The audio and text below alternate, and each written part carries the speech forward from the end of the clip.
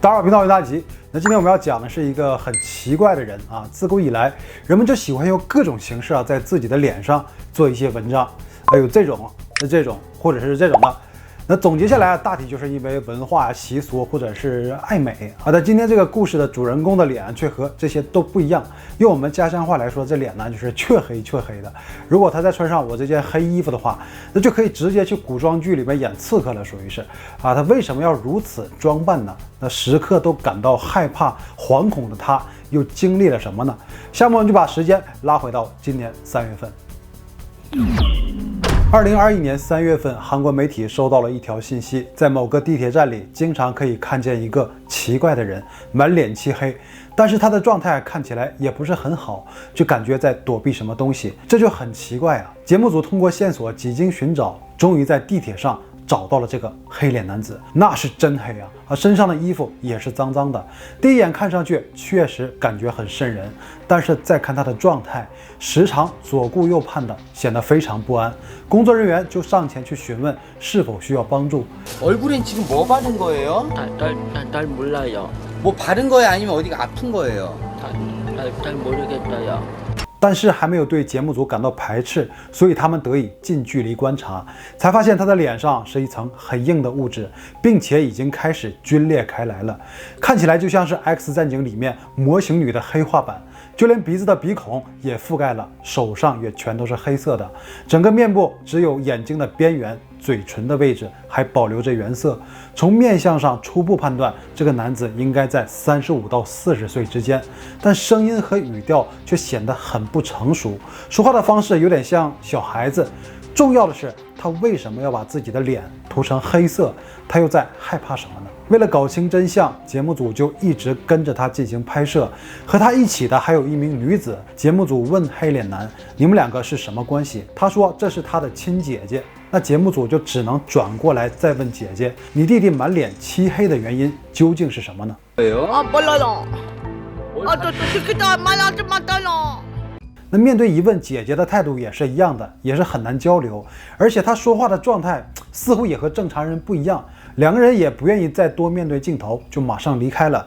他们一起去了一个衣物捐赠箱，黑脸男把手伸进箱子里，试图找出一件衣服。这时候人们才发现，在3月份还依旧寒冷的季节，最冷的时候气温差不多在3度左右。相比于穿着保暖的姐姐，她竟然只穿着一件单衣，脚上还是一双拖鞋。没能找到衣服的姐弟俩来到了一个福利机构，这里会定时为流浪汉和无家可归的人提供免费的午餐。在经历过短暂的排队之后，他们在这里得以饱餐一顿。在福利机构工作人员口中得知，这姐弟两人每天都是按时来到这里吃饭，已经有10年的时间了。有人说黑脸男脸上的东西是焦油，还有人说是路面上铺的那种柏油，而且好像是别人给涂上去的。如果是这样的话，那这背后的事情可就不简单了。所以节目组马上再次询问了黑脸男。 원래부터 그래요. 원래부터 그랬다고요? 네. 这换谁来看都不可能是天生的，他还会时不时的用手去轻拍脸上的涂层。节目组问他脸上是什么感觉，他用很稚嫩的声音说，感觉自己的脸上又疼又痒。这脸上的黑色到底是什么呢？在跟拍他的时候，发现他走进了一家便利店，出来以后呢，走到了一个角落，竟然从袋子里拿出了一盒鞋油，和姐姐躲在角落，把鞋油涂在了自己的身上。这是谁都没有想到的，为什么要把鞋油涂在身上啊？在地铁站里，一名醉汉主动上前挑衅，让他闪开，还称呼他是煤球。人们及时阻止了醉汉的举动，并且把他给劝走。但黑脸男还是不断重复着自己非常的害怕，感觉就像一个孩子一样。他们待到了很晚，直到地铁停运了，通往地铁站的地下通道里也不再有人。黑脸男和姐姐一起来到了长椅的位置，原来他们就打算在这里睡觉过夜。但零上4度的气温很显然是非常冷的。节目组人员表示可以为他们找个房间住，不要睡在这里啊，太冷了。他们却表示问题不大啊，真的问题不大，因为无论春夏秋冬，他们一直都是在这里睡觉的，所以就拒绝了这个好意。节目组无奈只能是找了一件大衣给黑脸男盖上，即便是在这种条件下，两个人睡得都很安稳。早晨睡醒的姐姐直接叫醒了弟弟，一起离开地铁站。在站外看到工作人员后，黑脸男马上将外套进行归还。 이거 그냥 추우니까 입어요. 나는 옷 있으니까 또. 내가 아니에요.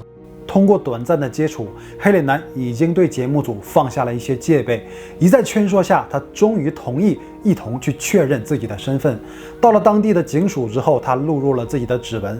很快，警员就在数据库中查到了他们的身份信息。这个黑脸男子名叫许英，今年37岁，姐姐叫许允熙，也是37岁。 因为他们两个是龙凤胎，而且很快就查到了他们的家庭地址和成员信息。他们是有家人的，而且只要他们愿意的话，就可以随时让警察帮助他们回家，完全没有必要遭罪的在外面流浪啊！难道是他们不想回家吗？用鞋油把自己涂黑，难道也是出于这个原因吗？带着这些疑问呢，节目组决定带着姐弟两人回家。 初期两人在车上还一切正常，可是随着离家越来越近，姐姐的状态开始变得非常躁动不安，不停地大喊大叫，就好像回家是一件非常可怕的事情。她不稳定的情绪也感染到了弟弟，一再要求之下，只能是再次把他们给送回了地铁站。这时候的许英也开始排斥别人。 从他们的表现来看，很明显就是非常抗拒回到家里。家里究竟有什么东西让他们这么害怕呢？为了搞清楚真相，节目组就根据警方提供的地址来到了许英家里，并且顺利地见到了他们的家人，知道了这两人选择流浪的原因。他们的父亲参加过越南战争，身体有残疾，母亲有智力缺陷。 所以，正如人们所预料的，姐弟两人也因为遗传存在先天的智力缺陷。父亲说，他们从小开始就经常离开家，而且或许是龙凤胎之间的某种感应吧，只要有一个人走了，另一个肯定也会跟着。最后一次离家出走是10年前了。这10年间，父亲到处张贴寻人启事，试图找到这一对离家出走的子女，但是都没能如愿。 随着时间越拖越久，只能是猜测姐弟两人可能是遭遇了不测。既然他们还活着，家人也都愿意让他们回家，所以节目组决定担起这个责任，帮助已经分别了10年的不幸家庭重新团聚。他们开始逐个地铁站和车厢里进行寻找，最终在地铁站里重新看到了姐弟两人。然而，他们再次拒绝回家，也道出了这背后真正的原因。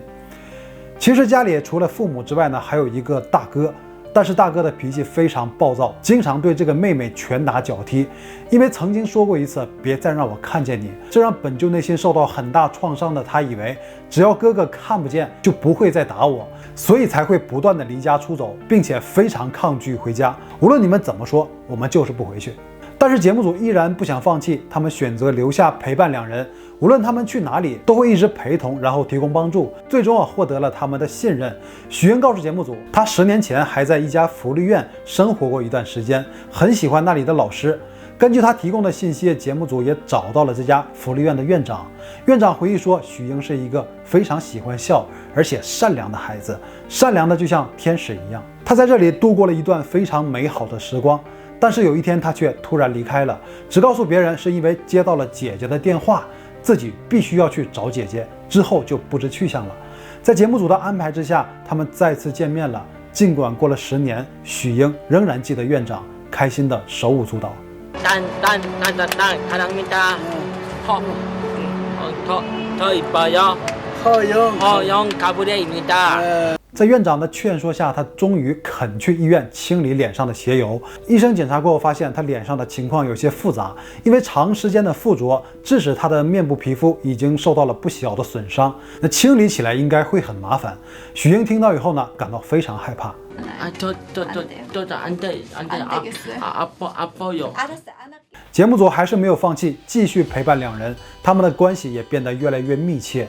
有一天，许英在排队领餐的时候打了多份午餐，所有人都以为他是因为太饿了，没想到他就把饭端给了节目组的工作人员，因为他感受到了这些人是想帮助他，也感受到了被关心的感觉。这一个举动其实是他力所能及的，在对所有人进行感恩。他们这一餐吃得非常开心。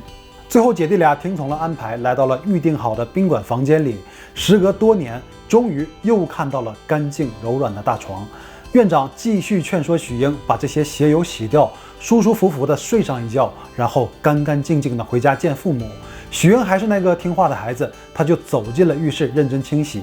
虽然洗掉鞋油的过程有些困难，也有些疼，但是在温暖的热水冲洗之下，他的身体开始变得越来越轻松。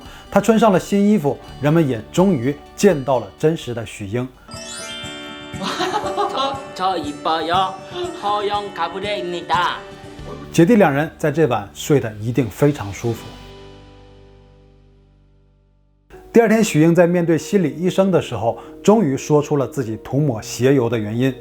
原来在之前有一伙人看到了智力有缺陷的许英之后，就开始欺负他，然后对他进行了殴打，还把鞋油涂在了他的脸上，并且告诉他，你如果不想挨打的话，就一直涂鞋油，否则看到你一次就打你。这让许英错误地以为只要在身上涂抹鞋油，别人就不会再欺负他，所以这么多年以来，他一直往身上涂抹鞋油，只是一种自我保护的方式。